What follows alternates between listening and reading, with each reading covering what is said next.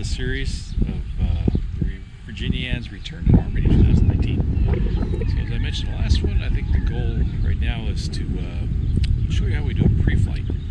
When I get ready to actually fly her or even start her up, we'll walk you around how we do a pre-flight, how we get the Virginian ready to fly. So one of the first things we do is we like to remove all these gust locks. There's 2 ailerons, elevators, and a rudder lock. And we like to take them all off, save it except that rudder lock. I think right now there's a bit of a breeze blowing, and it doesn't take much of a breeze to make that big old rudder flap around in the wind. So unless it's dead calm, you really never take that rudder lock off until you have somebody up in the cockpit sitting on the rudders. That's pretty much universal for everybody that operates one of these. Nothing different there. So we do a pre-flight after we've done that. One of the reasons we pull the aileron locks off because that's the flaps are right there. And one of the pre-flight items we like to lower the flaps, take a look at them, and not recommend to do with the gust locks on. You can, they actually are built to enable you to lower the flaps with that lock on. But I've seen a few flaps that are dinged up a little bit, just that rudder lock or that aileron lock can't get in the way. So I like to remove them. So a pre-flight in a C-47 DC-3 typically starts in the cockpit. So I might as well get up in here and we'll give you a brief tour on the way up there. I'll show you, as I said, Virginia is a far cry from where she was 75 years ago, including this stairway door. Didn't have it then.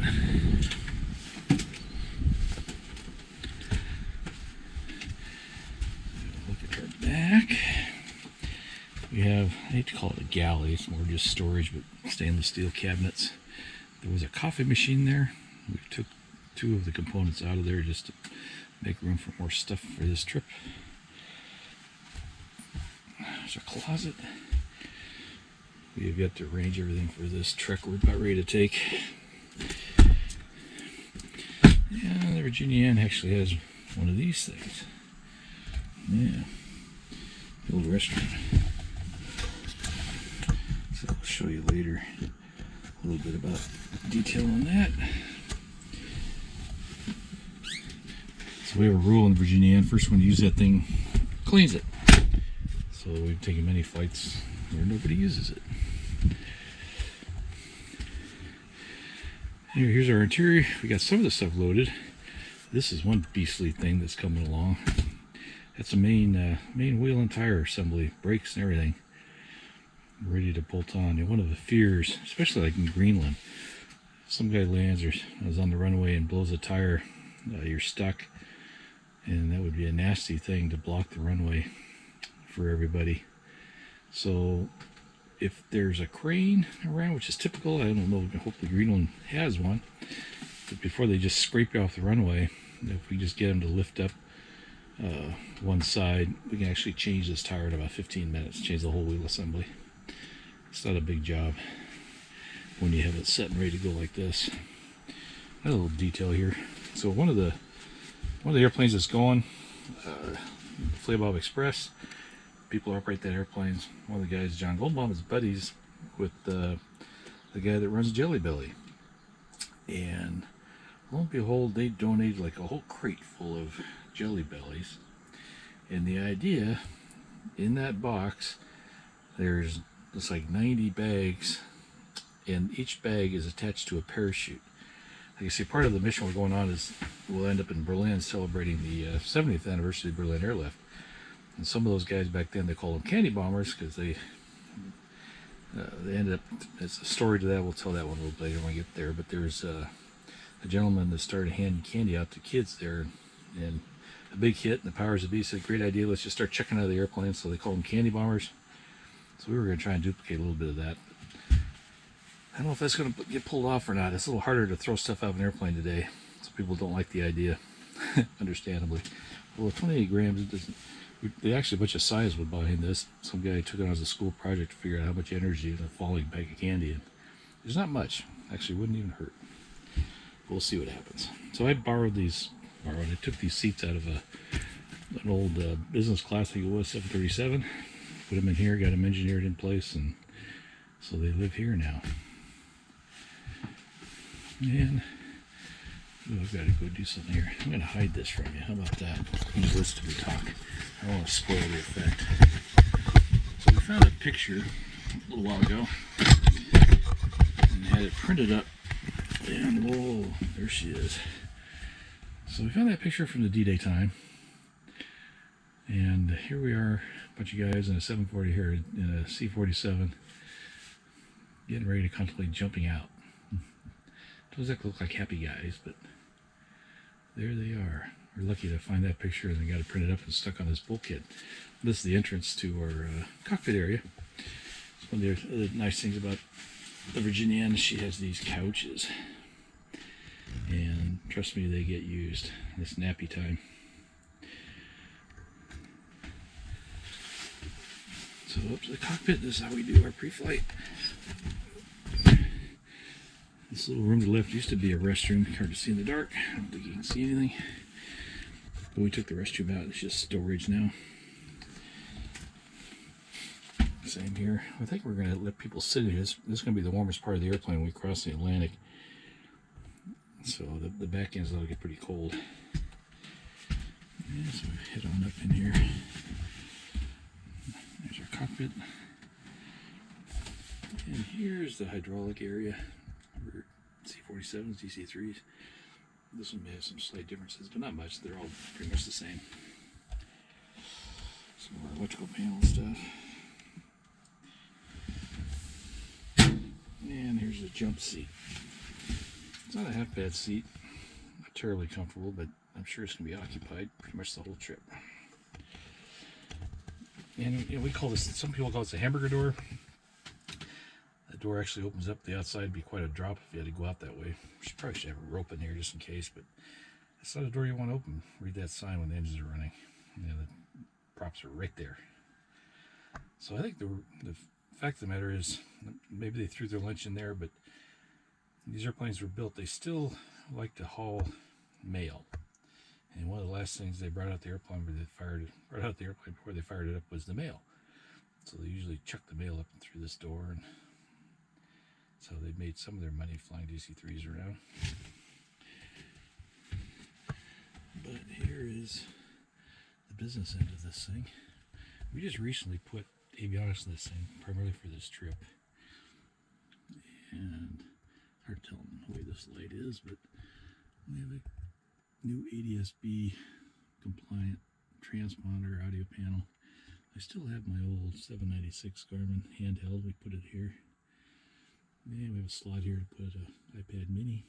We use that with a 4-flight. And we have these Avidynes. It's a 440, and up there on the panel, if you can see, is the 540.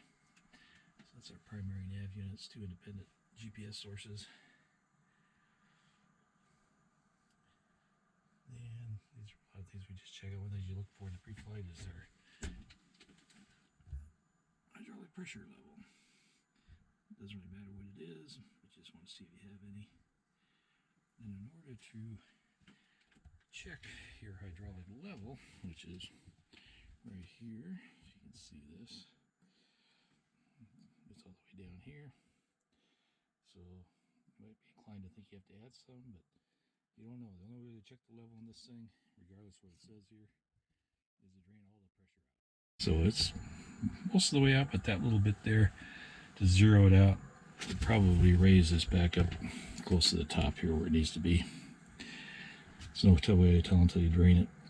So you just get on the, either work the flaps or usually the brakes, and it'll hang up around 150 for a little bit. That's a key number because that's the pressure in the system that has to be on a nitrogen charge on that gizmo up there, if you can see it. Like I tell people, it's kind of like a capacitor, an electronic circuit. It absorbs some of the spikes in pressure, and is a required component for the hydraulic system. This airplane's a little different. I know some of them. There's our cow flap controls for you other DC-3 guys. You know what the heck are those? Ours are a little bit different. Along with our pressure gauges, those are a little bit different too on this bugger.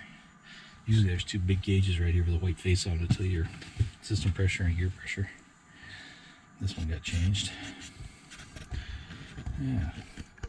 thrown up on mixture. That's the same on all of them. Although there are some, I think the D-Day doll, which is over at Air Show Chino today, their mixtures, they call them like suicide mixtures because they're backwards. This is idle cutoff for most of us, and on some of those, camera's trying to mess me up here, and on some of those 1820 models, all the way up is cutoff, just to confuse you. Yeah, I don't know what that's all about, but that's cutoff for us. So, you know, here's our fuel. We turn them off and they're going to sit around for a while. And maybe unique to this one, although not necessarily. A lot of these airplanes have pull valve. You pull the lever and it shuts off the oil. Another one shuts off hydraulic. Another one shuts off the fuel. We have electric ones. You just flip this switch and 3 valves open or close. Shuts off hydraulics, the fuel, and the oil. Typically used for emergency. If you have fire or something like that, shut the engine down. One of the last things on the checklist is to close those valves. So we use them. We're going to park it for quite a while. Keeps the oil from seeping out of the tank and down into places where you really don't want it to go. So this is a hatch. You've probably seen some guys taxiing around with this hatch open. It's a pretty neat thing to do. We're actually going to mount a camera right on top of, on this hatch right up here. That's what this little wire here is for. We got some new technology camera. I hope it works. It's Insta360 1X, I think it is. It's one of the new 360 cameras. We're hoping to stick that up there, and from there we can see everything. Up, down, all around. When we're in formation flight, hopefully we can pick up the other airplanes that we're forming up on. Looking forward to showing you how that works. I'm looking forward to seeing it myself. Unfortunately, we haven't even had time to test it, so you guys are going to be the guinea pigs. All right. There's my little Hobbs meter. 200 hours. Yeah, I wish. This thing is right at about 17,000 hours, which is, I think I mentioned before, it's like adolescent for one of these things. There's one of the airplanes going on the trip is every time it flies is the record holder. And I think she's over 90,000 hours now. So 17,000 hours, she's the baby. Yeah, let's see. So a few things you do up there in the cockpit to get ready. You would lower the flaps, check the hydraulics, and then it's back outside.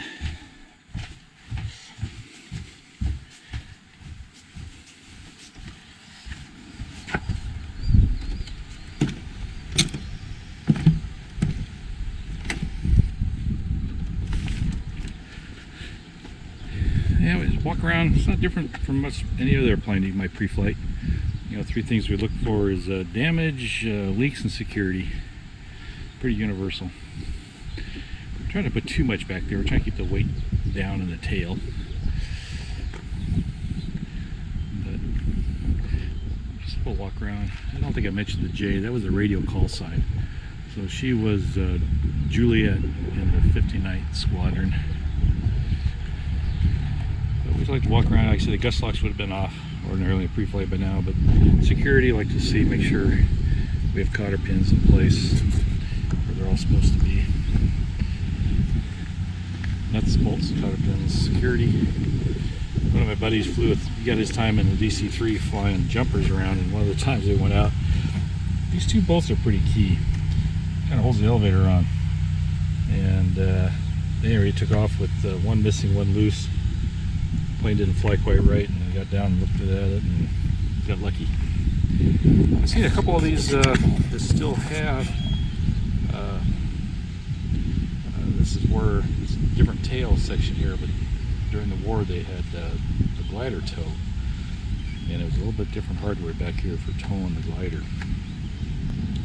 So another piece of trivia about DC-3s. Most DC-3s today have 1,200 horsepower engines, be they Wrights or Pratts. And there are a few that have more. There are some different dash number 1830s. In our case, the R2000, we're 1450 aside. And on any DC-3 C-47 that has more than 1,200 horsepower, they're required to have what they call a geared rudder. And I'll be danged if I knew what that was for quite a while. Geared rudder. I was asking my IA that maintains this thing, where's the gear? I don't know what a gear. For about a year or so, we didn't know what a geared rudder was. We're supposed to have one, so we would like to know if we did or not. And finally, I met a guy who was a DC-3 flight instructor, happened to know, and he walked over here and I'll show you, let's see what you got. So real quick, it's kind of fun. Another trivia. We have some wind here. But if you watch that servo tab, this little camera right, you'll see how it moves. I move the rudder. That it moves like that means it's a geared rudder. Most threes, that just, if it's over like that, it would just stay like that as you swing the rudder around. It's just fixed.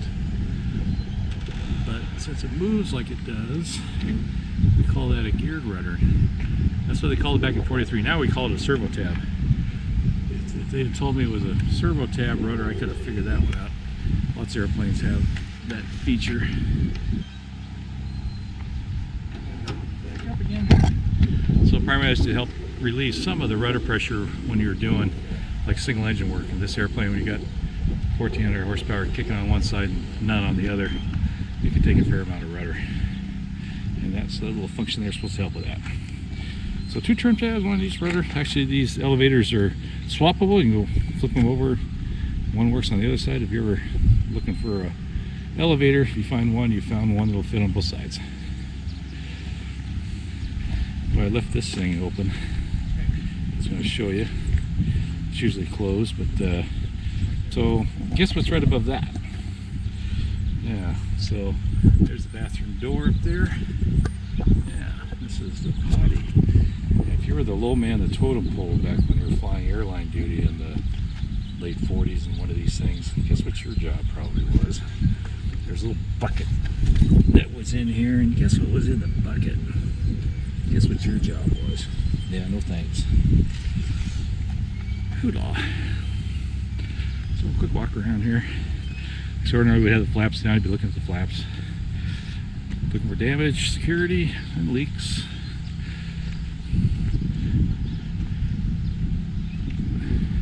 Just like to check out these hinges. And we do have tail light, combination strobe light, pretty handy. And we come up to these R2000s. So the R2000 engine, there's a couple things that are different. Obviously the size of a little more horsepower, but also these cowlings are stainless steel, which is good and bad. I mean, it's good. They're more heat is issue of fire. They're more resistant to fire. That's a good thing. The evil thing is that they're heavier than heck. Man, it's almost a two-man job to pull cowlings off. It's usually one guy can do no problem. And the gear well, same old stuff. You're looking for stuff that shouldn't be excessive leaks. I mean, there's no such thing as a round engine without oil everywhere, but after a while you learn what's excessive. So we have gear pins. Here, I thought this was unique to this era of airplane, but I think I saw a Challenger the other day taxiing around with their gear pins in. I had to ask what it was. Oh, those are gear pins. They still use gear pins today. A couple pumps there. We have a Pro system and a feather pump. So if you're used to flying modern twins, you pull the prop lever all the way back to the feathers. And in these vintage airplanes, you have a button you push to feather. It powers up the feather pump right there, the top one. And that's what drives the prop in the feather. There's some gotchas in there on the DC-3. We'll try to cover that later, but most of all of us have learned how to deal with the gotchas. And that's one of those electric valves I was talking about that shuts the oil off. Flip that electric button up there, it turns that off, seals the oil off. There's another one for the fuel and one for the oil, and one for the hydraulics. Oops, my camera's not enjoying this. I'm trying to make it do something it doesn't want to do. Yeah, see, even though we have these things, you know, it's something. We have 4 tanks, 2 mains, 2 auxes, they're each about 200 each. We can carry about 800 gallons of gas. So same as everybody else. We carry gas, you can carry a little bit for dirt contamination. So getting back to these props, here's a discussion. I'm gonna risk opening up a can of worms here. So any round engine operator, one of the things you dread is what they call a hydraulic lock. And these round engines full of oil, you can kind of see what might happen. There's oil up in there and it starts seeping down. It gets into the cylinder, finds its way into the combustion chamber. It's oil. Be careful how you do it on the engine. So the goal in everybody's case is to determine whether or not you have a hydraulic lock. If you have oil in a cylinder that's going to create this problem. If you find it, it's no big deal. You just pull the plug out and drain the oil. It's finding it that creates a bit of a, I wouldn't call it debate. There's just guys on both sides of the fence that are adamant depending which side you're on. I'm fairly new to this thing, so I'm just a sponge soaking this all up. So back when they built these airplanes, there wasn't much history, obviously. And they, early manuals talked about walking the prop through. So you'd get a couple guys and you just turn the blades through. And in the case of this one, it's like 9 blades we count, 3 revolutions. If it makes it all the way through, then you're free and clear of a hydraulic lock. Well, the issue, these blades are close to 6 foot long. So you can imagine how much leverage you have out here.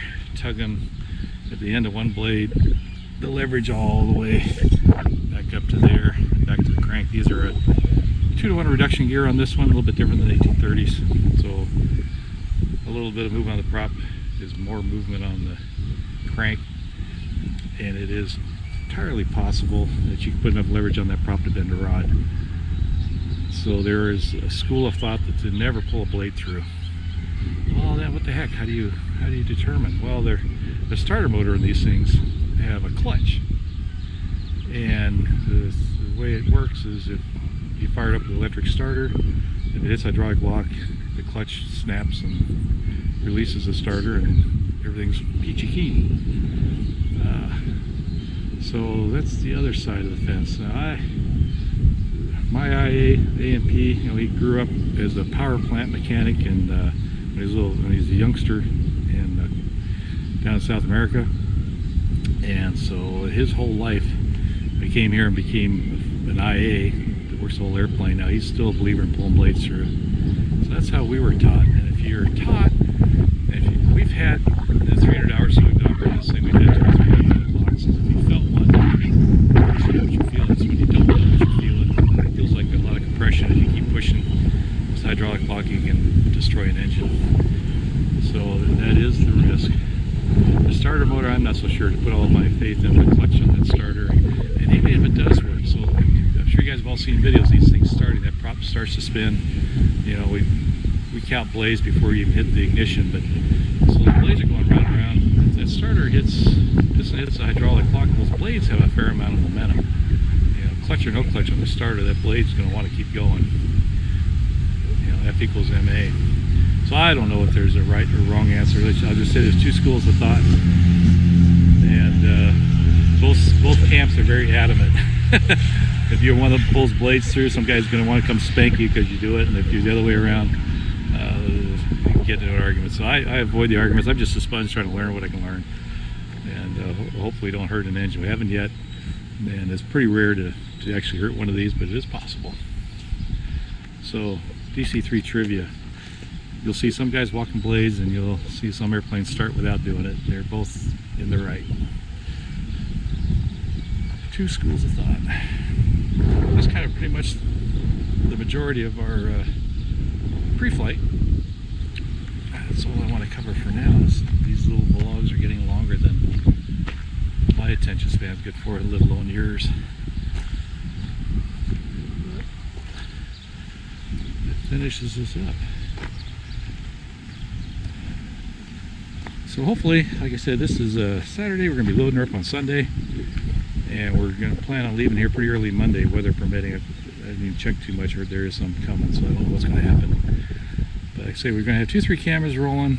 We've got audio hooked up, should work, untested, but I hope I have high aspirations. Hoping that little 360 camera gives us a good show. We thought about putting the camera way up there where that rotating beacon is on top of the tail, but we couldn't figure out how to control it. The GoPro, somebody has to get up there and push the button. So we couldn't figure out how to make that work, and there are some $15,000 solutions, but I wouldn't want to drop a $15,000 bomb on somebody's head. So we'll see how this whole camera experience goes. I hope it works out. Hope you guys all enjoy it. So I hope you're getting in tune to what we're trying to do. This is the last time anything like this is probably ever going to happen again. And so I think I mentioned before our route, we changed our mind. I don't know if I mentioned it earlier, repeating myself. We're actually going to head to Dayton, Ohio. You're going to see how close we can get to that on Monday. There's a museum there. I've never been there, but I've certainly heard a lot about it. A lot of you guys have probably heard about it. You know, the Aviation Museum. It's one of the best in the country. Looking forward to going and seeing that. I hope Mother Nature cooperates and lets us pull it off. So there, and then from there we're going to go on to Frederick to catch up with the AOPA and fly over Pentagon, Arlington. Hopefully do that right so they don't shoot us down. So hopefully you're enjoying this. Hopefully it gets a little more entertaining once we start getting things rocking and rolling. So thanks for tuning in. We'll catch you later.